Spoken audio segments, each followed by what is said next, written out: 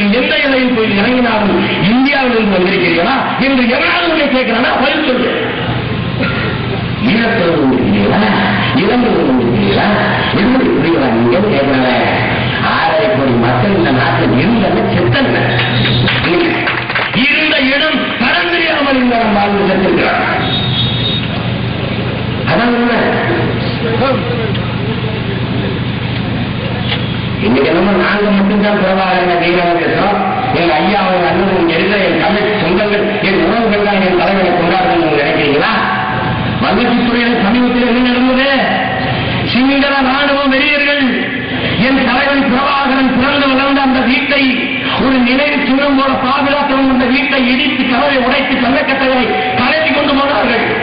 தலைமட்டமாக இடித்து நொறுக்கிறார்கள். காரணம் என்ன தெரியுமா? என் சொந்தங்கள தமிழன் அந்த வீட்டை ஒரு நினைவகமாக போற்றி பூஜித்தான் என்று அல்ல, சிங்கள பெண்களும் சிங்களர்களும் அந்த வீட்டை விழுந்து விழுந்து வணங்கி பிறந்த குழந்தைகளை என் தலைவன் பிறந்த வீட்டில் போட்டு உருட்டி உருட்டி எடுத்து கும்பிட்டு வணங்கி கொண்டாடி போனார்கள். அந்த தலைவனுக்கு இருக்கிற வீரம் தன் பிள்ளைகளுக்கு வர வேண்டும் என்று அந்த பிறந்த இடத்தை வணங்கினார்கள், கும்பிட்டார்கள். சிங்களனே என் அண்ணன் பிறந்த வீட்டை கோயிலா கும்பிட்டான். உருவான சிங்களனை இடிக்க நான் மட்டுமா சொல்றேன்? ஒரு சிங்களன் என்ன சொல்றான்? இந்த தேசம் முழுமைக்கு உங்க நல்ல அறிவாக நாங்கள் நல்லா இருப்போம். தமிழீழ விடுதலைக்கு தமிழர்கள் மட்டும் போராடுகிறார்கள் என்று நினைக்காத உறவுகளை பெருவாரியான சிங்களமும் சேர்ந்து போராடுறாங்க. அது நீங்க கவனிங்க. சிங்கள உதவிகளாக என் தலைவர் அனுராகப்பட்ட அடிங்க 5000 கோடி கொடுத்தீங்கன்னா ராஜபக்ச நாட்டை எழுதி கொடுத்து போயிருக்காங்க. ஊழல் பெருத்து போன ஒரு தேசம், லஞ்சம் தேசியமயமாக்கப்பட்ட ஒரு தேசம் இலங்கை. அந்த நாட்டில் ராணுவ வீரர்களுக்கும் காவல்துறைக்கும் இருக்கிற பெரும்படி என்ன தெரியுமா? என் சொந்தங்கிற தப்பிப்போன ராணுவ வீரர்களை தேடி பிடித்துக் கொள்வது. 7500 பேர் 6500 பேர் ஓடி போனாருன்னு எழுதுனா 65000 பேர் காரணம் அப்படிதான் அந்த நாட்டு ராணுவத்தில். என்ன அறிவிப்பது தொலைக்காட்சியில, என்ன அறிவிப்பது வானொலியில, என்ன அரசு சொல்லுது? தடுப்பது வந்துருங்க, மறுபடியும் படைக்கு வந்து சேர்ந்துருங்க, உங்களுக்கு எந்த தண்டனையும் நாங்க தரல, எந்த தண்டனையும் தரல, வந்துருங்க. நீங்க படைகள் இல்லாத காலத்துக்கும் சேர்த்து ஒரு சம்பளத்தை போட்டு வந்துடலாம், ஓடியாங்க சண்டை போடுங்க, வாங்க கைது செய்து வாங்க. காவல்துறையும் எண்ணி இருக்கிற ராணுவ வீரர்களும் சேர்ந்து தப்பி போன ராணுவ வீரர்களை தேடிக்கொண்டிருக்கிறார்கள் இலங்கை முழுக்க. இத்தனை ஆண்டு சண்டையில் ஒரு புலி சண்டையில் போய் தப்பி போன செய்தி நீங்கள் படித்ததுள்ளா? உலகத்தில் சம்பளம் வாங்காத ஒரு ராணுவம், கூலிக்கு சண்டை போடாத ஒரு ராணுவம், கொள்கைக்காக லட்சியத்திற்காக தேச விடுதலைக்காக களமாடுகிற ஒரு ராணுவம் என் தலைவன் பிரபாகரனின் ராணுவம் மட்டும்தான்.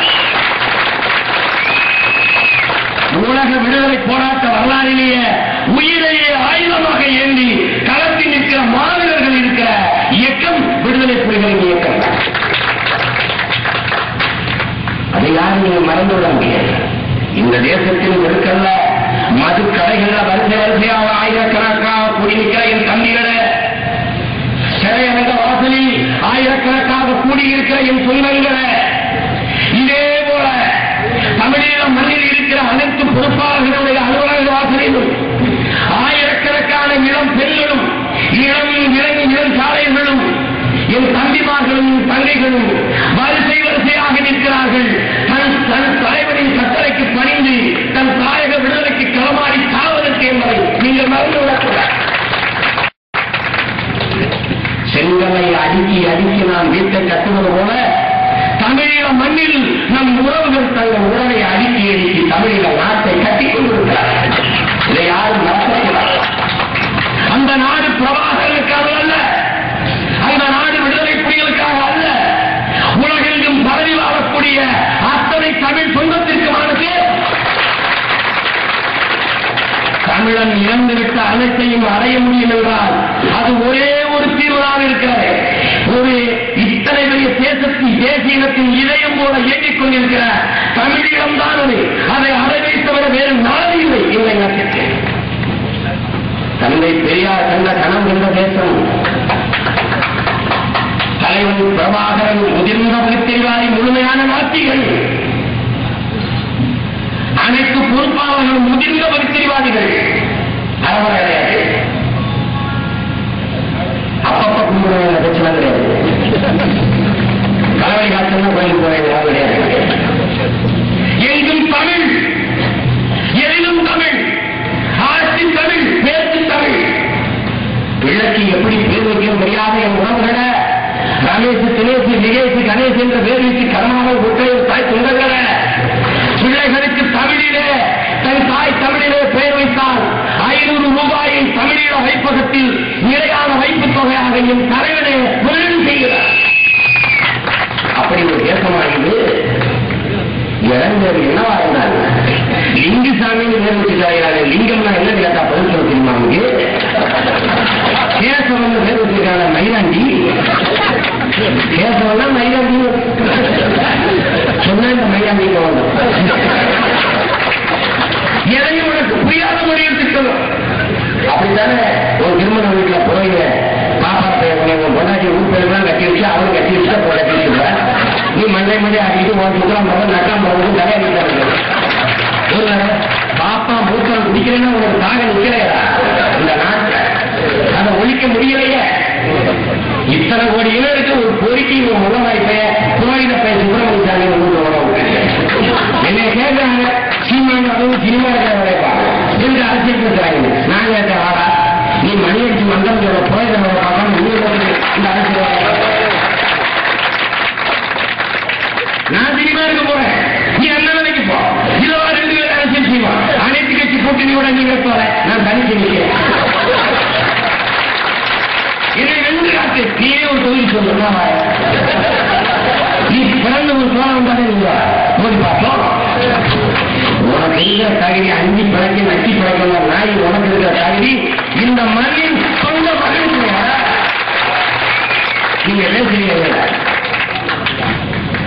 நாங்கள் தீவிரவாதிகள் அல்ல, மிகப்பெரிய ஜனநாயகவாதிகள். சான்று சுப்பிரமணிய சாமி சோழ உயிரோட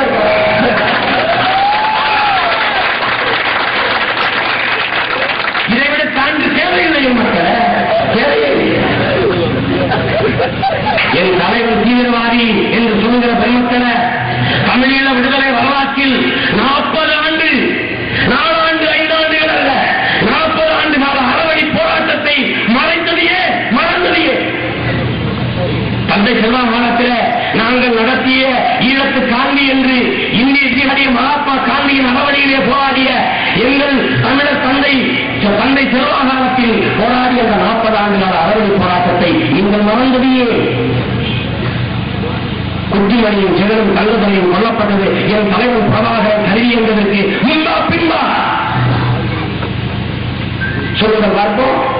தமிழச்சி தமிழன் கறி கிடைக்கும் என்று என் தாய்மார்களின் தங்கைகளின் மார்பவர்களை அறுத்து அறுத்து கோணியின் சாக்கு கோணியில் வந்து குத்தி அப்படியே நூலை போட்டு கரையில் தொங்கப்பட்டது என் தலைவன் கருவி எடுத்து போராடுவதற்கு முன்பா பின்பா